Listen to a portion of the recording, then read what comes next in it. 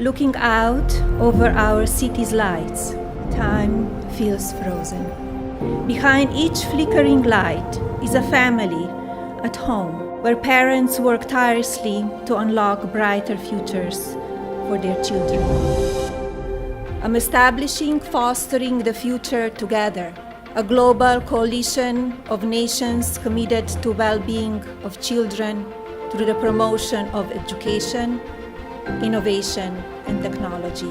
We must safeguard healthy environments for our children, protect their personal freedom, their confidence, and motivation. Work with me to empower children to achieve new heights across our planet. Thank you. 6 years have passed since I last stood in this grand hall and addressed a world that was prosperous and at peace. Today, just 8 months into my administration, we are the hottest country anywhere in the world. On the world stage, America is respected again like it has never been respected before. Every leader in this beautiful hall today represents a rich culture, a noble history, and a proud heritage that makes each nation majestic and unique.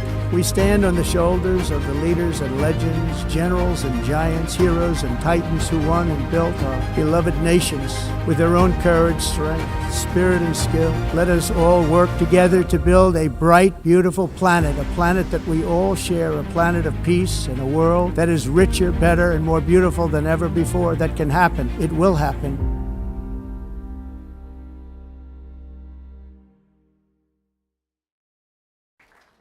Good afternoon.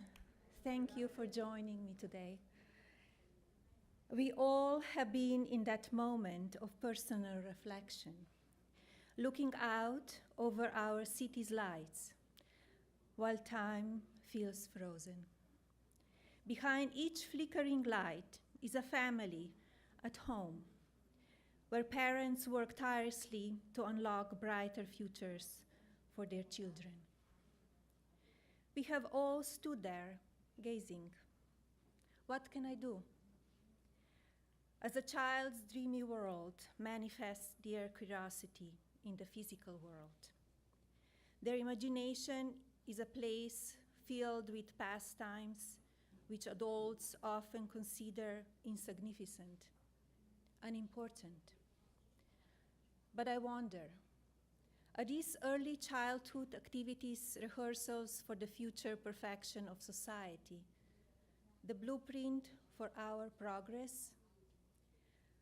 As children, we all played marbles, flew paper airplanes, and ran with a thin string in our hand watching our kites lift off. Great minds have turned marbles into microchips, paper airplanes into drones, and kites into satellites. Innovation is wonderful. Our nations benefit from advancements in technology, saving lives, expanding access to knowledge, connecting people, and of course, safety. Nothing comes before safety. We must safeguard healthy environments for our children, protect their personal freedom, their confidence, and motivation. Safety multiplies innovation. Since technology is evolving at a pace that exceeds lawmaking, we must identify simple solutions to protect our children's ingenuity. Remember, our next generation will also teach to revolutionize how we live, travel, design, and connect. The moment is now. I'm establishing Fostering the Future Together, a global coalition of nations committed to well-being of children through the promotion of education, innovation, and technology. Fostering the Future Together's mission is to ensure that every child can flourish in the digital era. I will be hosting Fostering the Future Together's inaugural meeting at the White House during the first quarter of 2026. Please join me to foster the future together. Lead this movement in your region of the world. Work with me to empower children to achieve new heights across our planet. Thank you.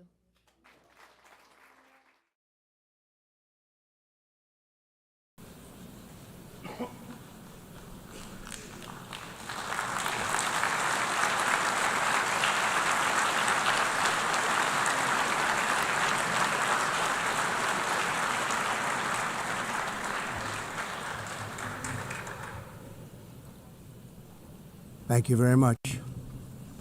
Very much appreciated.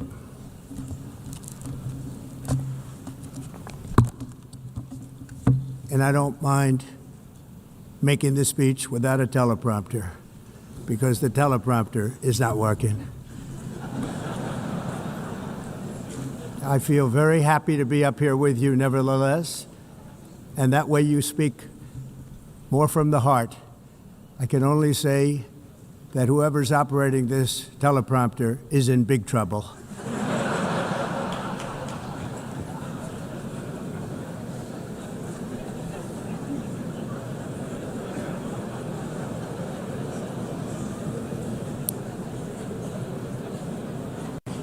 Hello, Madam First Lady. Thank you very much for being here. And Madam President, Mr. Secretary General, First Lady of the United States, distinguished delegates, ambassadors, and world leaders. 6 years have passed since I last stood in this grand hall and addressed a world that was prosperous and at peace in my first term. Since that day, the guns of war have shattered the peace I forged on 2 continents. An era of calm and stability gave way to one of the great crises of our time. And here in the United States, 4 years of weakness, lawlessness, and radicalism under the last administration delivered our nation into a repeated set of disasters. 1 year ago, our country was in deep trouble, but today, just 8 months into my administration, we are the hottest country anywhere in the world, and there is no other country even close. America is blessed with the strongest economy, the strongest borders, the strongest military, the strongest friendships, and the strongest spirit of any nation on the face of the earth. This is indeed the golden age of America. We are rapidly reversing the economic calamity we inherited from the previous administration, including ruinous price increases and record-setting inflation like we've never had before. Under my leadership, energy costs are down, gasoline prices are down, grocery prices are down, mortgage rates are down, and inflation has been defeated. The only thing that's up is the stock market, which just hit a record high. In fact, it hit a record high 48 times in the last short period of time. Growth is surging, manufacturing is booming. The stock market, as I said, is doing better than it's ever done. And all of you in this room benefit by that, almost everybody. And importantly, workers' wages are rising at the fastest pace in more than 60 years. And that's what it's all about, isn't it? In 4 years of President Biden, we had less than $1 trillion of new investment into the United States. In just 8 months since I took office, we have secured commitments and money already paid for $17 trillion. Think of it, 4 years, less than $1 trillion, 8 months, much more than $17 trillion is being invested in the United States, and it's now pouring in from all parts of the world. We've implemented the largest tax cuts in American history and the largest regulation cuts in American history, making this once and again the best country on earth to do business. and many of the people in this room are investing in America, and it's turned out to be an awfully good investment during this 8-month period. In my first term, I built the greatest economy in the history of the world. We had the best economy ever, history of the world. And I'm doing the same thing again, but this time it's actually much bigger and even better. The numbers far surpass my record-setting first term.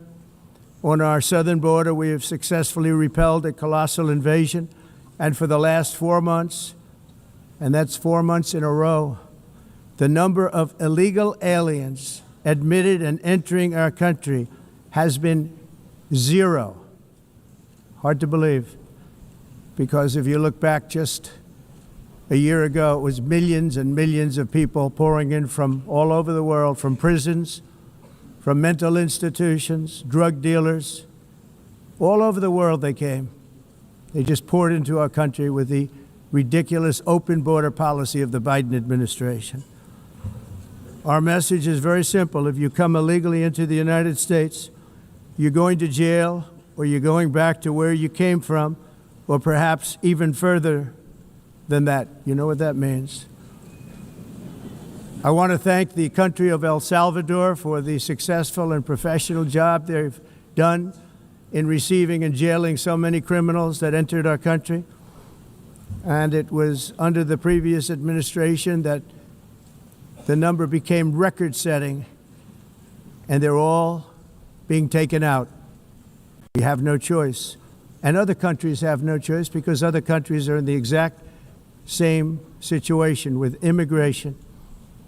It's destroying your country, and you have to do something about it. On the world stage, America is respected again like it has never been respected before. You think about 2 years ago, 3 years ago, 4 years ago, or 1 year ago, we were a laughingstock all over the world. At the NATO summit in June, virtually all NATO members formally committed to increase defense spending at my request from 2% to 5% of GDP, making our alliance far stronger and more powerful than it was ever before. In May, I traveled to the Middle East to visit my friends and rebuild our partnerships in the Gulf and those valued relationships with Saudi Arabia, Qatar, and the UAE, and other countries are now, I believe, closer than ever before. My administration has negotiated one historic trade deal after another, including with the United Kingdom, the European Union, Japan, South Korea, Vietnam, Indonesia, the Philippines, Malaysia, and many, many others. Likewise, in a period of just 7 months, I have ended 7 unendable wars. They said they were unendable. You're never going to get them solved. Some were going for 31 years, 2 of them, 31, think of it, 31 years. One was 36 years. One was 28 years. I ended 7 wars. And in all cases, they were raging with countless thousands of people being killed. This includes Cambodia and Thailand, Kosovo and Serbia, the Congo and Rwanda, a vicious, violent war that was, Pakistan and India, Israel and Iran, Egypt and Ethiopia, and Armenia and Azerbaijan. It included all of them. No president or prime minister, and for that matter, no other country has ever done anything close to that. And I did it in just 7 months. It's never happened before. There's never been anything like that. I'm very honored to have done it. It's too bad that I had to do these things instead of the United Nations doing them. And sadly, in all cases, the United Nations did not even try to help in any of them. I ended 7 wars, dealt with the leaders of each and every one of these countries, and never even received a phone call from the United Nations offering to help in finalizing the deal. All I got from the United Nations was an escalator that on the way up stopped right in the middle. If the First Lady wasn't in great shape, she would have fallen, but she's in great shape. We're both in good shape. We both stood. And then a teleprompter that didn't work. These are the two things I got from the United Nations, a bad escalator and a bad teleprompter. Thank you very much. And by the way, it's working now. It just went on. Thank you. I think I should just do it the other way. It's easier. Thank you very much.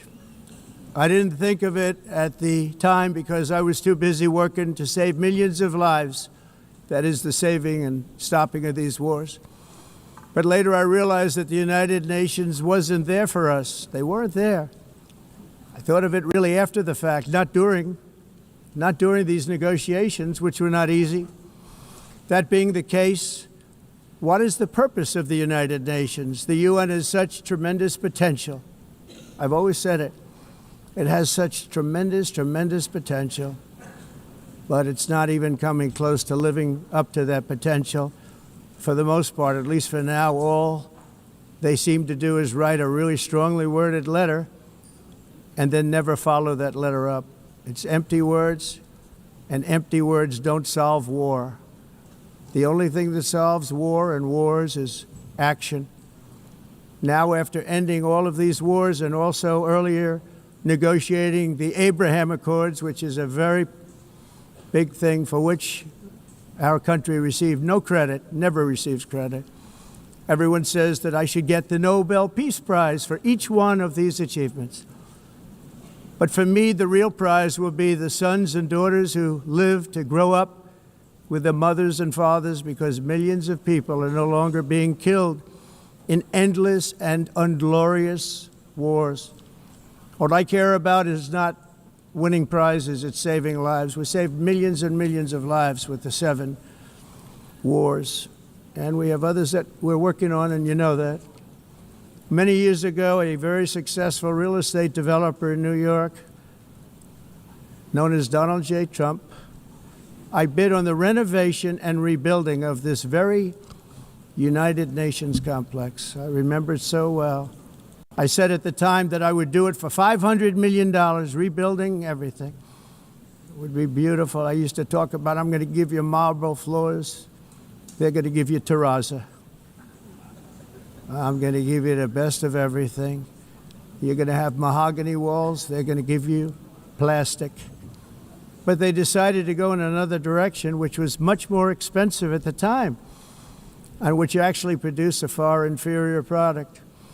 And I realized that they did not know what they were doing when it came to construction, and that their building concepts were so wrong, and the product that they were proposing to build was so bad and so costly. It was going to cost them a fortune. And I said, and wait till you see the overruns. Well, I turned out to be right. They had massive cost overruns and spent between $2 and $4 billion on the building and did not even get the marble floors that I promised them. You walk on terrazzo. Do you notice that? As far as I'm concerned, frankly, looking at the building and getting stuck on the escalator, they still haven't finished the job. They still haven't finished. That was years ago. The project was so corrupt that Congress actually asked me to testify before them on the tremendous waste of money, because it turned out that they had no idea what it was, but they knew it was anywhere between $2 and $4 billion as opposed to $500 million with a guarantee. But they had no idea, and I said it cost much more than $5 billion. Unfortunately, many things in the United Nations are happening just like that, but on an even much bigger scale, much, much bigger. Very sad to see. Whether the UN can manage to play a productive role, I've come here today to offer the hand of American leadership and friendship to any nation in this assembly that is willing to join us in forging a safer, more prosperous world. And it's a world that we'll be much happier with. A dramatically better future is within our reach. But to get there, we must reject the failed approaches of the past and work together to confront some of the greatest threats in history. There is no more serious danger to our planet today than the most powerful and destructive weapons ever devised by man, of which the United States, as you know, has many. Just as I did in my first term, I've made containing these threats a top priority, starting with the nation of Iran. My position is very simple. The world's #1 sponsor of terror can never be allowed to possess the most dangerous weapon. That's why, shortly after taking office, I sent the so-called Supreme Leader a letter making a generous offer. I extended a pledge of full cooperation in exchange for a suspension of Iran's nuclear program. The regime's answer was to continue their constant threats to their neighbors and U.S. interests throughout the region, and some great countries that are right nearby. Today, many of Iran's former military commanders, in fact, I can say almost all of them, are no longer with us. They're dead. And 3 months ago, in Operation Midnight Hammer, 7 American B-2 bombers dropped the 14 30,000-pound each bombs on Iran's key nuclear facilities, totally obliterating everything. No other country on earth could have done what we did. No other country has the equipment to do what we did. We have the greatest weapons on earth. We hate to use them. But we did something that for 22 years people wanted to do. With Iran's nuclear enrichment capacity demolished, I immediately brokered an end to the 12-day war, as it's called, between Israel and Iran, with both sides agreeing to fight no longer. As everyone knows, I have also been deeply engaged in seeking a ceasefire in Gaza. Have to get that done. Have to get it done. Unfortunately, Hamas has repeatedly rejected reasonable offers to make peace. We can't forget October 7th, can we? Now, as if to encourage continued conflict, some of this body is seeking to unilaterally recognize a Palestinian state. The rewards would be too great for Hamas terrorists for their atrocities. This would be a reward for these horrible atrocities, including October 7th, even while they refuse to release the hostages or accept a ceasefire.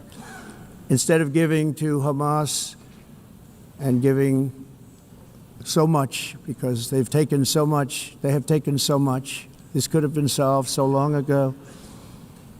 But instead of giving in to Hamas's ransom demands, those who want peace should be united with one message: release the hostages now. Just release the hostages now. Thank you.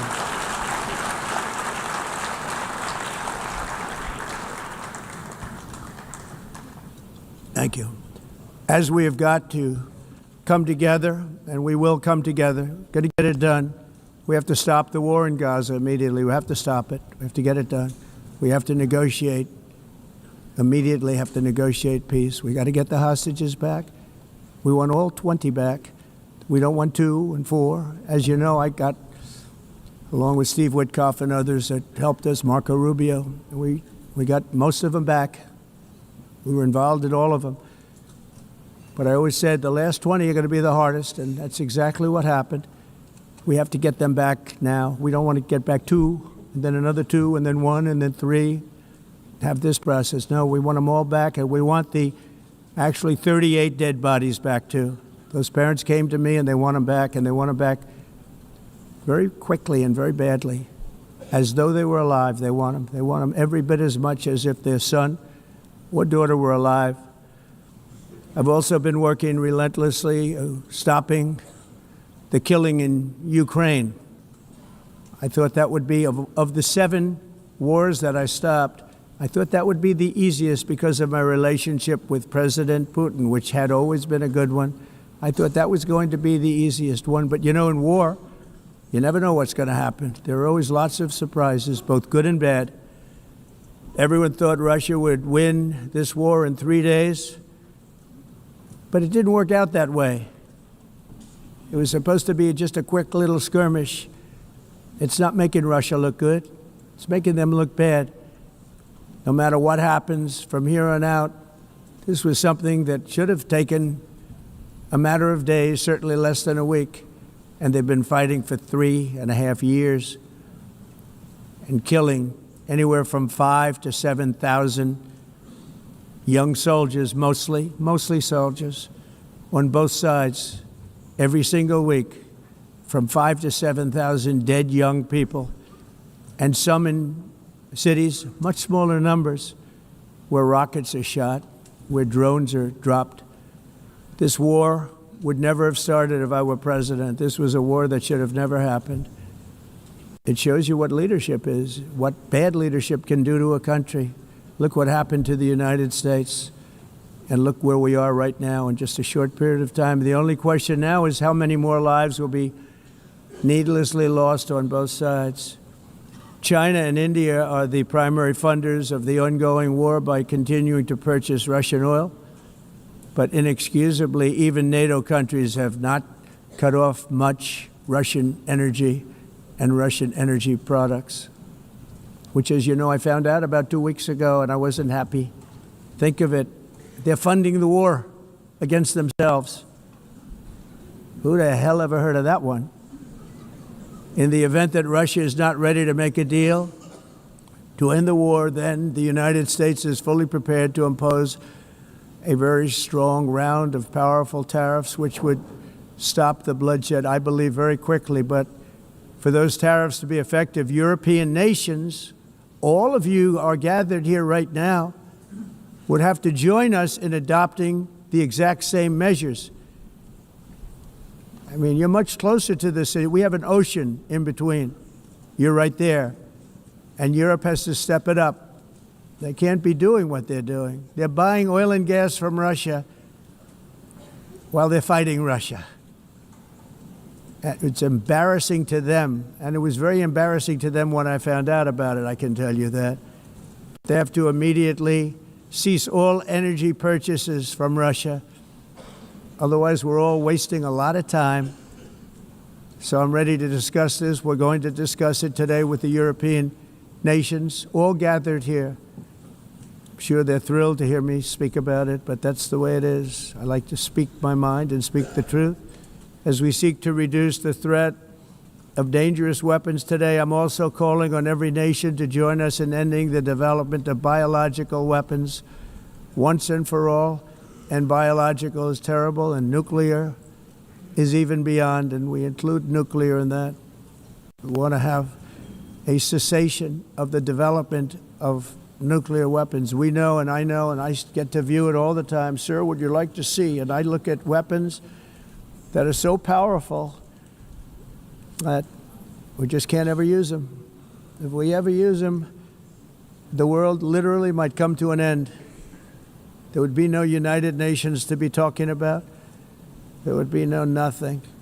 Just a few years ago, reckless experiments overseas gave us a devastating global pandemic. Yet despite that worldwide catastrophe, many countries are continuing extremely risky research into bioweapons and man-made pathogens. This is unbelievably dangerous. To prevent potential disasters, I'm announcing today that my administration will lead an international effort to enforce Biological Weapons Convention, which is going to be meeting with the top leaders of the world by pioneering an AI verification system that everyone can trust. Hopefully the UN can play a constructive role, and it will also be one of the early projects under AI. Let's see how good it is, because a lot of people are saying it could be one of the great things ever, but it also can be dangerous, but it can be put to tremendous use and tremendous good, and this would be an example of that. Not only is the UN not solving the problems it should, too often, it's actually creating new problems for us to solve. The best example is the #1 political issue of our time, the crisis of uncontrolled migration. It's uncontrolled. Your countries are being ruined. The United Nations is funding an assault on Western countries and their borders. In 2024, the UN budgeted $372 million in cash assistance to support an estimated 624,000 migrants journeying into the United States. Think of that. The UN is supporting people that are illegally coming into the United States, and then we have to get them out. The UN also provided food, shelter, transportation, and debit cards to illegal aliens. Can you believe that? On the way to infiltrate our southern border. Millions of people came through that southern border. Just a year ago, millions and millions of people were pouring in, 25 million altogether over the 4 years of the incompetent Biden administration. And now we have it stopped, totally stopped. In fact, they're not even coming anymore because they know they can't get through. But what took place is totally unacceptable. The UN is supposed to stop invasions, not create them and not finance them. In the United States, we reject the idea that mass numbers of people from foreign lands can be permitted to travel halfway around the world, trample our borders, violate our sovereignty, cause unmitigated crime, and deplete our social safety net. We have reasserted that America belongs to the American people, and I encourage all countries to take their own stand in defense of their citizens as well. You have to do that because I see it. I'm not mentioning names. I see it, and I can call every single one of them out. You're destroying your countries. They're being destroyed. Europe is in serious trouble. They've been invaded by a force of illegal aliens like nobody's ever seen before. Illegal aliens are pouring into Europe. Nobody is ever, and nobody's doing anything to change it, to get them out. It's not sustainable. And because they choose to be politically correct, they're doing just absolutely nothing about it. And I have to say, I look at London where you have a terrible mayor, terrible, terrible mayor. And it's been so changed, so changed. Now they want to go to Sharia law, but you're in a different country. You can't do that. Both the immigration and their suicidal energy ideas will be the death of Western Europe if something is not done immediately. This cannot be sustained. What makes the world so beautiful is that each country is unique. But to stay this way, every sovereign nation must have the right to control their own borders. You have the right to control your borders, as we do now, and to limit the sheer numbers of migrants entering their countries and paid for by the people of that nation that were there and that built that particular nation at the time. They put their blood, sweat, tears, money into that country, and now they're being ruined. Proud nations must be allowed to protect their communities and prevent their societies from being overwhelmed by people they have never seen before, with different customs, religions, with different everything. Where migrants have violated laws, lodged false asylum claims, or claimed refugee status for illegitimate reasons, they should, in many cases, be immediately sent home. And while we will always have a big heart for places and people that are struggling and truly compassionate, answers will be given. We have to solve the problem, and we have to solve it in their countries, not create new problems in our countries. And we are very helpful to a lot of countries that are just not able to send their people anymore. They used to send them to us in caravans of 25,000, 30,000 people each. These massive caravans of people pouring into our country, totally unchecked and unvetted. But not anymore.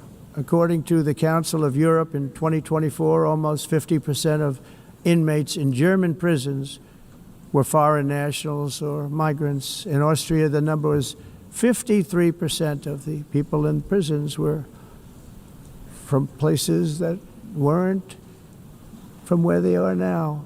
In Greece, the number was 54%, and in Switzerland, beautiful Switzerland, 72% of the people in prisons are from outside of Switzerland.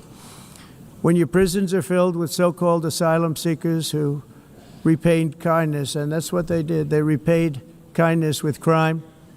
It's time to end the failed experiment of open borders. You have to end it now. See, I can tell you, I'm really good at this stuff. Your countries are going to hell. In America, we've taken bold action to swiftly shut down uncontrolled migration. Once we started detaining and deporting everyone who crossed the border and removing illegal aliens from the United States, they simply stopped coming. They're not coming anymore. We're getting a lot of credit, but they're not coming anymore. This was a humanitarian act for all involved, because on the trips up, thousands of people a week were dying. Women were being raped. Nobody's ever seen anything like it. Raped, horribly beaten, raped. On the trip up, the journey up, it was a long walk. It was a long, arduous journey, indeed. And it was also a historic victory against human trafficking throughout the region. What we did was a victory, and we saved so many lives of people that wouldn't make the journey. That journey was loaded up with death. Loaded up with death. Dead bodies all along the roads of jungles to get up. They go through jungles, they go through areas so hot you couldn't breathe. They were dying of suffocation, areas so hot that you couldn't breathe. Dead bodies all over. By them not coming, we're saving tremendous numbers of lives. My people have done a fantastic job in doing what they did, and the American public agrees with it. I mean, I was very proud to see this morning I have the highest poll numbers I've ever had. Part of it is because of what we've done on the border. I guess the other part is what we've done on the economy. Joe Biden's policies empowered murderous gangs, human smugglers, child traffickers, drug cartels, and prisoners from all over the world. The previous administration also lost nearly 300,000 children. Think of that. They lost more than 300,000 children, little children, who were trafficked into the United States on the Biden watch, many of whom have been raped, exploited, and abused, and sold. Sold. Nobody talks about that. The fake news doesn't write about it. With many others, young children who are missing or dead. And we found a lot of these children, and we're sending them back, and we've been sending them back to their parents. They said, nobody knows who they are. They said, where do you come from? And they'll give us a country, and we'll find out, and we'll figure it out, and we'll bring them back to their homes. And the mother and father rush to the door, and their tears in their eyes. They can't believe that they're seeing their son or daughter, their little son or daughter again. We've done almost 30,000 of them so far. Any system that results in the mass trafficking of children is inherently evil. Yet that is exactly what the globalist migration agenda has done, and it's what it's all about. In America, those days, as you know, are over. The Trump administration is working, and we are continuing to work to track down the villains that are causing this problem, and also, as I said, to get back the 30,000 we've already returned. Now I think we're going to have another. We're going to find a lot. You're not going to find all of them. 300, more than 300,000. They're lost or they're dead. They're lost or they're dead because of the animals that did this. To protect our citizens, I've also designated multiple savage drug cartels as forest. And you see this, and you see it happening right before your eyes.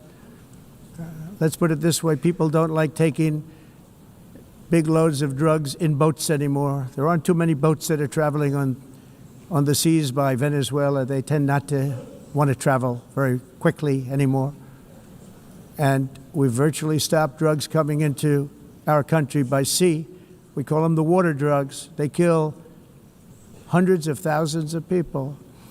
I've also designated multiple savage drug cartels as far as foreign terrorist organizations, along with two bloodthirsty transnational gangs, probably the worst gangs anywhere in the world, MS-13 and Tren de Aragua. Tren de Aragua is from Venezuela, by the way. Such organizations torture, maim, mutilate, and murder with impunity. They're the enemies of all humanity. For this reason, we've recently begun using the supreme power of the United States military to destroy Venezuelan terrorists and trafficking networks led by Nicolas Maduro. To every terrorist thug smuggling poisonous drugs into the United States of America, please be warned that we will blow you out of existence. That's what we're doing. We have no choice. Can't let it happen. They're destroying. I believe we lost 300,000 people last year to drugs, 300,000. Fentanyl and other drugs. Each boat that we sink carries drugs that would kill more than 25,000 Americans. We will not let that happen. Energy is another area where the United States is now thriving like never before. We're getting rid of the falsely named renewables. By the way, they're a joke. They don't work. They're too expensive. They're not strong enough to fire up the plants that you need to make your country great.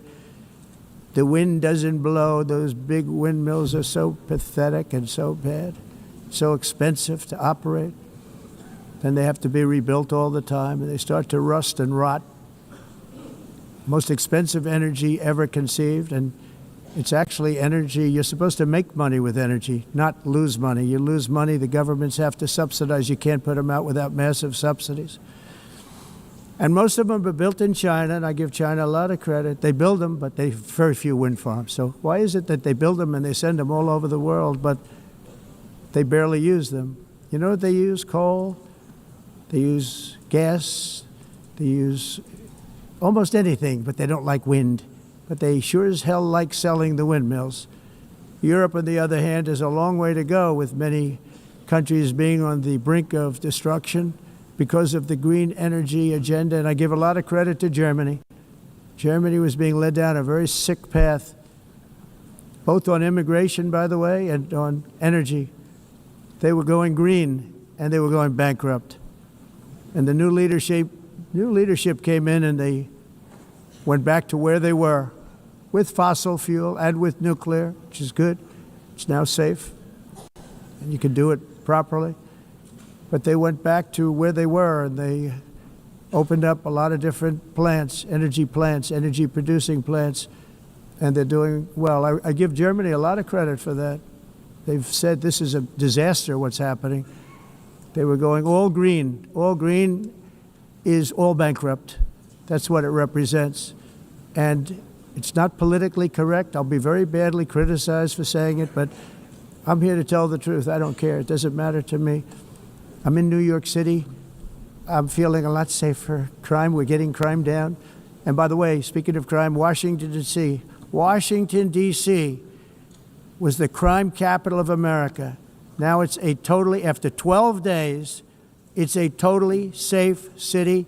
Everyone's going out to dinner. They're going out to restaurants. Your wife can walk down the middle of the street with or without you. Nothing's going to happen. My people have done a fantastic job. And yes, I called in the National Guard, and the National Guard took care of business. And they weren't politically correct, but they took care of business. We got 1,700 career criminals out, brought them back to where they came from, the countries where they came from, or put them in jails. Washington, D.C. is now a totally safe city again, and I welcome you to come. In fact, we'll have dinner together at a local restaurant, and we'll be able to walk. We don't have to go by an armor-plated vehicle. We'll walk right over there from the White House. They've given up their powerful edge, a lot of the countries that we're talking about, in oil and gas, such as essentially closing the great North Sea oil. Oh, the North Sea, I know it so well. Aberdeen was the oil capital of Europe, and there's tremendous oil that hasn't been found in the North Sea, tremendous oil. And I was with the Prime Minister I respect and like a lot, and I said, you're sitting with the greatest asset. They essentially closed it by making it so highly taxed that no developer, no oil company can go there. They have tremendous oil left, and more importantly, they have tremendous oil that hasn't even been found yet. And what a tremendous asset for the United Kingdom. And I hope the Prime Minister is listening, because I told it to him 3 days in a row. That's all he heard. North Sea oil, North Sea, because I want to see them do well. I want to stop seeing them ruining that beautiful Scottish and English countryside with windmills and massive solar panels that go 7 miles by 7 miles, taking away farmland. But we're not letting this happen in America. In 1982, the executive director of the United Nations Environmental Program predicted that by the year 2000, climate change would cause a global catastrophe. He said that it will be irreversible, as any nuclear holocaust would be. This is what they said at the United Nations. What happened? Here we are. Another UN official stated in 1989 that within a decade, entire nations could be wiped off the map by global warming. Not happening. You know, it used to be global cooling. If you look back years ago in the 1920s and the 1930s, they said, global cooling will kill the world. We have to do something. Then they said global warming will kill the world. But then it started getting cooler, so now they could just call it climate change, because that way they can't miss. It's climate change. Because if it goes higher or lower, whatever the hell happens, there's climate change. It's the greatest con job ever perpetrated on the world, in my opinion. Climate change, no matter what happens, you're involved in that. No more global warming, no more global cooling. All of these predictions made by the United Nations and many others, often for bad reasons, were wrong. They were made by stupid people that have cost their countries fortunes and given those same countries no chance for success. If you don't get away from this green scam, your country is going to fail. And I'm really good at predicting things, you know. They actually said during the campaign, they had a hat, the best-selling hat. Trump was right about everything. And I don't say that in a braggadocious way, but it's true. I've been right about everything. And I'm telling you that if you don't get away from the green energy scam, your country is going to fail. And if you don't stop people that you've never seen before, that you have nothing in common with, your country is going to fail. I'm the President of the United States, but I worry about Europe. I love Europe. I love the people of Europe. And I hate to see it being devastated by energy and immigration. This double-tailed monster destroys everything in its wake, and they cannot let that happen any longer. You're doing it because you want to be nice. You want to be politically correct, and you're destroying your heritage. They must take control strongly and immediately of the unmitigated immigration disaster and the fake energy catastrophe before it's too late. The carbon footprint is a hoax made up by people with evil intentions, and they're heading down a path of total destruction. You know, the carbon footprint was a big, big thing a few years ago. I remember hearing about the carbon footprint, and then President Obama would get into Air Force One, a massive Boeing 747, and not a new one, an old one with old engines that spew everything into the atmosphere. He'd talk about the carbon footprint, we must do so. Then he'd get in and he'd fly from Washington to Hawaii to play a round of golf. And then he'd get back onto that big, beautiful plane and he'd fly back and he'd talk about, again, global warming and the carbon footprint. It's a con job. At extreme cost and expense, Europe reduced its own carbon footprint by 37%. Think of that. Congratulations, Europe. Great job. You cost yourself a lot of jobs, a lot of factories closed, but you reduced the carbon footprint by 37%. However, for all of that sacrifice and much more, it's been totally wiped out and then some by a global increase of 54%. Much of it coming from China and other countries that are thriving around China, which now produces more CO2 than all the other developed nations in the world. So all of these countries are working so hard on the carbon footprint, which is nonsense, by the way. It's nonsense. You know, it's interesting.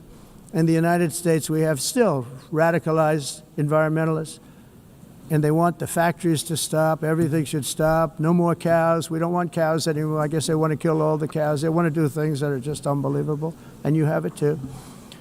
But you know, we have a border, strong, and we have a shape, and that shape doesn't just go straight up. That shape is amorphous when it comes to the atmosphere. And if we had the most clean air, and I think we do, we have very clean air. We have the cleanest air we've had in many, many years. But the problem is that other countries, like China, which has air that's a little bit rough, it blows. And no matter what you're doing down here, the air up here tends to get very dirty because it comes in from other countries where their air isn't so clean. And the environmentalists refuse to acknowledge that. Same thing with garbage. In Asia, they dump much of their garbage right into the ocean. And over about a 1 week and 2 week journey, it flows right past Los Angeles. You've seen it. Massive amounts of garbage, almost too much to do anything about, flowing past Los Angeles, past San Francisco, and then somebody will get in trouble because he dropped a cigarette on the beach. The whole thing is crazy. The primary effect of these brutal green energy policies has not been to help the environment, but to redistribute manufacturing and industrial activity from developed countries that follow the insane rules that are put down to polluting countries that break the rules and are making a fortune. They're making a fortune. European electricity bills are now 4 to 5 times more expensive than those in China and 2 to 3 times higher than the United States. And our bills are coming way down. You probably see that our gasoline prices are way down. You know, we have an expression, drill, baby, drill, and that's what we're doing. We're going to be much lower in a year from now. But they've come way down over the last year. As a result, every air conditioner is like very uncommon to see one in some of these countries because the electric costs are so high. So while the U.S. has approximately 1,300 heat-related deaths annually, that's a lot, Europe loses more than 175,000 people to heat deaths each year because the costs are so expensive you can't turn on an air conditioner. What is that all about? That's not Europe. That's not the Europe that I love and know. All in the name of pretending to stop the global warming hoax.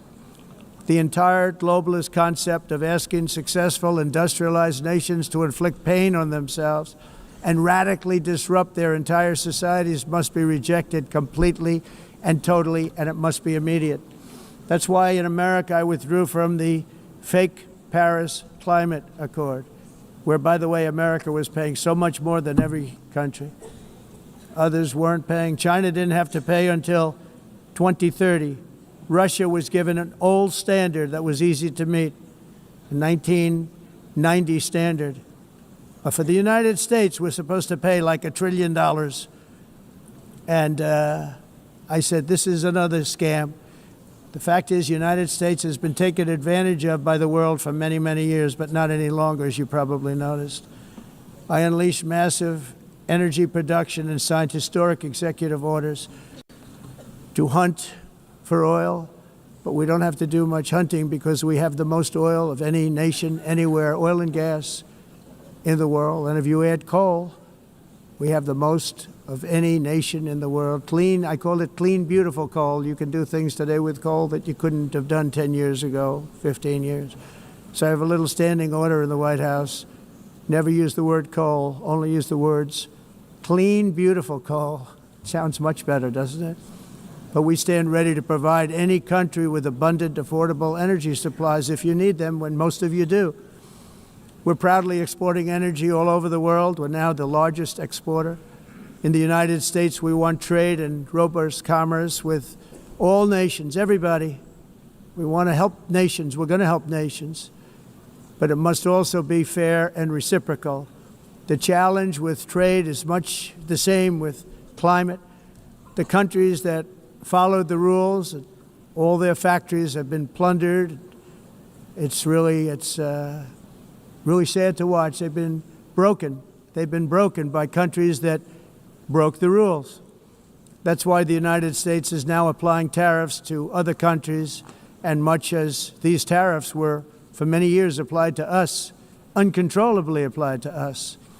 We've used tariffs as a defense mechanism under the Trump administration, including my first term, where hundreds of billions of dollars in tariffs were taken in. And by the way, we had the lowest inflation, and now we have very low inflation. The only thing different is that we have hundreds of billions of dollars flowing into our country. But this is how we will ensure that the system works for everyone and is sustainable into the future. We're also using tariffs to defend our sovereignty and security throughout the world, including against nations that have taken advantage of former U.S. administrations for decades, including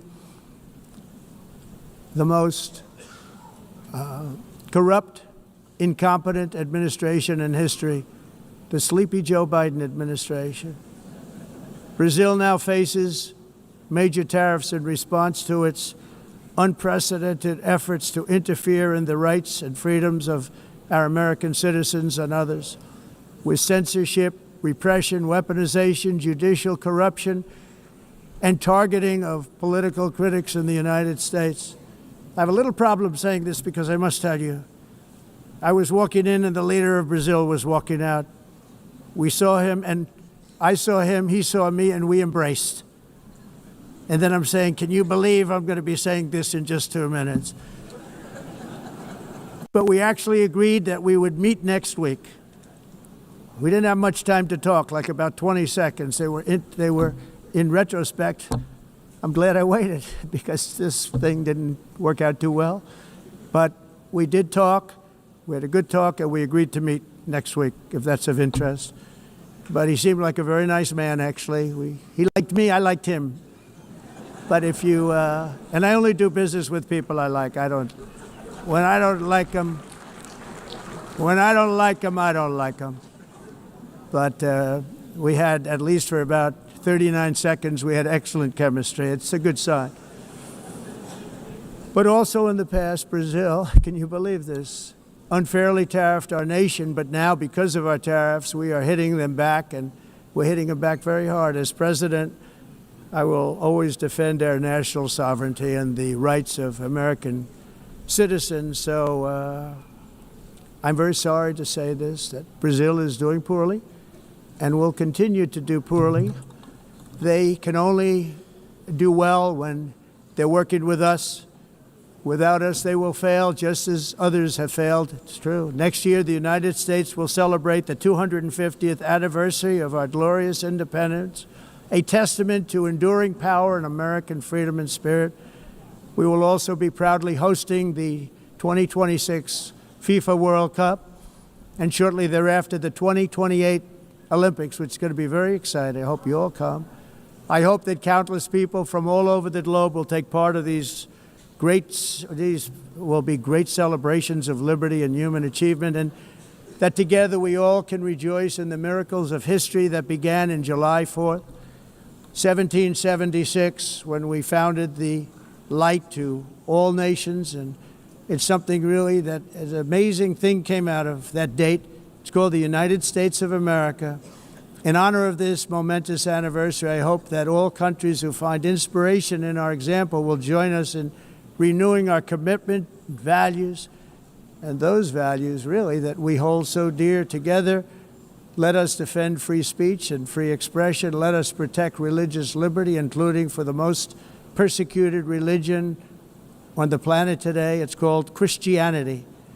And let us safeguard our sovereignty and cherish qualities that have made each of our nations so special, incredible, and extraordinary. In closing, I just want to repeat that immigration and the high cost of so-called green renewable energy is destroying a large part of the free world and a large part of our planet. Countries that cherish freedom are fading fast because of their policies on these two subjects. You need strong borders and traditional energy sources if you are going to be great again. Whether you have come from north or south, east or west, near or far, every leader in this beautiful hall today represents a rich culture, a noble history, and a proud heritage that makes each nation majestic and unique, unlike anything else in human history or any other place on the face of the earth. From London to Lima, from Rome to Athens, from Paris to Seoul, from Cairo to Tokyo and Amsterdam to right here in New York City, we stand on the shoulders of the leaders and legends, generals and giants, heroes and titans who won and built our beloved nations, all of our nations, with their own courage, strength, spirit, and skill. Our ancestors climbed mountains, conquered oceans, crossed deserts, and trekked over wide open plains. They charged into thunderous battles, plunged into grave dangers, and they were soldiers and farmers and workers and warriors and explorers and patriots. They built towns into cities, tribes into kingdoms, ideas into industries, and small islands into mighty empires. You're a part of all of that.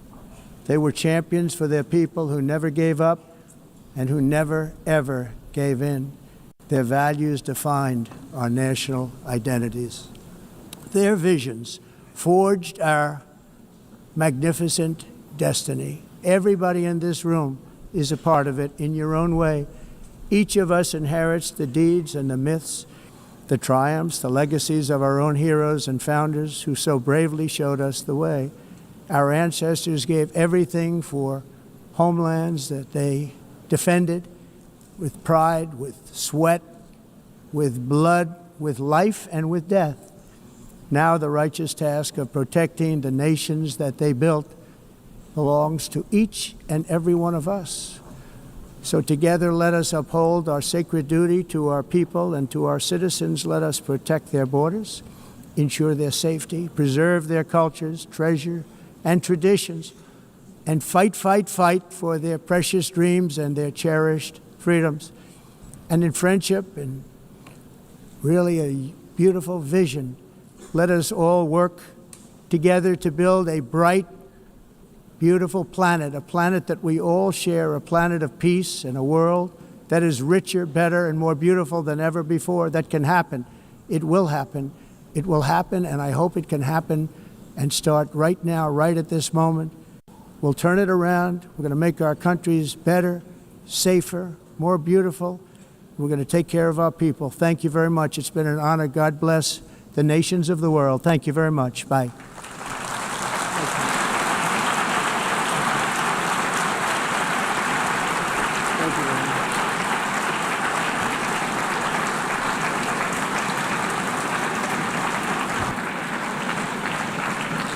On behalf of the Assembly, I wish to thank the President of the United States. So this is going to be a very important meeting. It's going to be a meeting with great leaders from a very important part of our planet, the Middle East. And we want to end the war in Gaza. We're going to end it. We're going to end it. Maybe we can end it right now. But they're respected all over the world. They're respected by me in the Oval Office, I can tell you that. They're respected by the United States. And we're here to see if we can get the hostages back and get the war over and get back to life in the Middle East, which is a beautiful life, but it's much more beautiful without wars, right? So I really greatly respect the fact that you're here. And we're going to get it done. We're going to have a meeting. If we can agree to something, I'm going to see the people in Israel, including Bibi, and we're going to get something done because it's gone on too long, and we want it to end. And we want to get those hostages back too. We've gotten most of them back. Right now they have 20 hostages and 38 dead bodies. And the parents of those young people that were killed and are right now in body bags, they want their son or daughter back just as much as they wanted them as though they were alive. We have to get them back. We have to get the 38 back, and we have to get the 20 back. And I think we'll be able to do it. This is the group that can do it. More than any other group in the world, this is the group that can do it. So it's an honor to be with you, and we appreciate it. To me, the job you've done is incredible, so I appreciate it. Thank you. Well, Mr. President, if you don't mind, on behalf of everyone, first of all, thank you very much for hosting such an important meeting, such an important time. I think I'll just make it very brief. The only reason we're here is to stop the war and bring the hostages back. And we count on you and your leadership as well to end this war and to help the people of Gaza. The situation is very, very, very bad there. So we are here to meet and do everything we can to stop this war and to bring the hostages back. So once again, Mr. President, thank you very much for hosting everybody. Well, and also a great speech you made today. Really, I watched it. A really great speech. Thank you very much. And you too, my friend. Great speech. You did a great job pounding on that table. I said, how would you like to deal with him when you left? It's not easy. You did a great job. Thank you very much. Thank you, everybody. We're going to work very hard on this. This is my most important meeting. I've had important meetings. I don't want to insult anybody that we've met with. We met with just 32 meetings here. But this is the one that's very important to me because we're going to end something that should have probably never started. Thank you very much, everybody. We appreciate it. Thank you. Thank you, Press. Thank you, Press. Thank you, Press. Thank you, Press. So, we've had an interesting day, I think a very productive day. And we're now we're going to start a meeting with the president, who we all know very well, and he's a brave man, and he's putting up one hell of a fight. And we'll see how that all turns out. But we're going to have a meeting, and we have about 30 meetings scheduled today. We have a lot of meetings scheduled today, going pretty late into the night. But this is an important one, and we have great respect for the fight that Ukraine is putting up. It's pretty amazing, actually. So, Mr. President, please. Thank you so much, Mr. President. First of all, thank you for this meeting. Thank you for your personal efforts to stop this war just now, Mr. President. And I'm happy to say that just now our first ladies of Ukraine, first ladies of the United States, Yes. just now we'll have a meeting about Ukrainian children. Thank you for Melania's personal involvement to this topic. And this is very important. I will brief Mr. President and his team what's going on the battlefield. We have good news. Of course, we want to stop the war, and with your help, first of all. And it's good that our soldiers occupied 360 kilometers this month. And of course, we will speak about how to finish the war and about security guarantees. A lot of what to discuss. Thank you. Would you like to say how you are doing on the battlefield? Yeah. Please. Yeah. So thanks to our soldiers and to possibility to pearl the program when NATO countries, by the way, thanks to your support, that they can buy weapons from the United States. So our soldiers this month, they occupied 360 kilometers, and they encircled 1,000 soldiers. And of course we want to exchange, because we need our soldiers in any case. But thanks to our soldiers, we have this possibility, this opportunity. And we will continue until Russia will stop this war, and I hope that they will stop. In any case, we know that the economy of Russia is not doing well with this. During this war, we need more pressure and more sanctions, and I hope with United States, first of all, and Europe, but we support, Mr. President, your idea, and I want to discuss it, how to stop some countries from Europe, how to stop them possibility to buy Russian oil and gas. Right. Yes, I had conversation, by the way, with President of Slovakia, Prime Minister of Slovakia. We had good conversation. I think that they need some alternative ways, and they will support this idea. I'm not sure that Hungarians are ready, but everything is in the future. Thank you very much. Thank you. Any questions? Mr. President, do you think that NATO countries should shoot down Russian aircraft if they enter their airspace? Yes, I do. Mr. President, any update on your talks with President Putin, and do you still trust him? I'll let you know in about a month from now, okay? President Mr. Trump, your President, are message you to willing the... to provide Ukraine with the security guarantees the same way as European allies? Well, that's later down the road. We'll be talking about that. Hopefully, we'll be in a position to talk about that a little bit later on. It's a little bit too early to answer Why that do you question. think Mr. Putin is Yeah, not go going ahead, to meet please. with both of you? President Trump, your time? message to President Orban, who is refusing to stop buying Russian oil. Well, he's a friend of mine. I have not spoken to him, but I have a feeling if I did, he might stop, and I think I'll be doing that. What progress do you think has been made on ending Russia's war against Ukraine since the last time you saw President Zelensky? Well, the biggest progress is that the Russian economy is terrible right now. It's, as you know, it's crashing. And that, frankly, Ukraine is doing a very good job of stopping this very large army. pretty amazing. You know, this is a war that should have ended in 3 days, 4 days. People said it was going to be very quick, and you got to hand it to the Ukrainian soldiers and everybody involved. It's still going on, and that's not a good thing for Russia. This was supposed to be quick, and so, you know, Russia doesn't look very distinguished, having taken 3.5 years now, right? It's about 3.5 years of very hard fighting, and it looks like it's not going to end for a long time. Mr. President, have you been briefed on the latest alleged drone incursion into Denmark? What do you think of that? And Where are they? Into Denmark, Copenhagen. Denmark is saying that there were some Some drones drones that shut down attacked, the airport, possibly Russian sabotage. What's your response to that? Will the U.S. have a material? Well, I have no response until I find out exactly what happened. I know about it, but they don't know what happened. But we're going to find out very soon. Sir.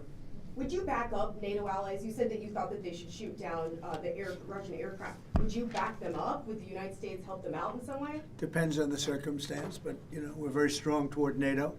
NATO's stepped up. You know, when they went from 2% to 5%, that was great unity. Trillions of dollars is being pumped in, and they're paying us for the weapons that we send. But that was a big day. That nobody thought a thing like that could happen. You had countries that weren't paying 2%, and now they're all paying 5%. That's a lot of money. It's a lot of weapons they're buying, and they're buying them from us. They're buying them from the U.S. You know, in the old days, Biden gave them everything, gave them $350 billion worth of money and weapons. That's a lot of money and a lot of weapons, and we got really not much for it. We gave the money to Ukraine to fight, and they've proven they're very brave. I mean, look, they're fighting, and this is a war going on 3.5 years, and people thought it would be over quickly because Russia's a big military power, and Ukraine, I tell you, they are good fighters. Got to hand it to them. They have a lot of courage, a lot of guts. Thank you very much, everybody. Thank you. Thank you so much.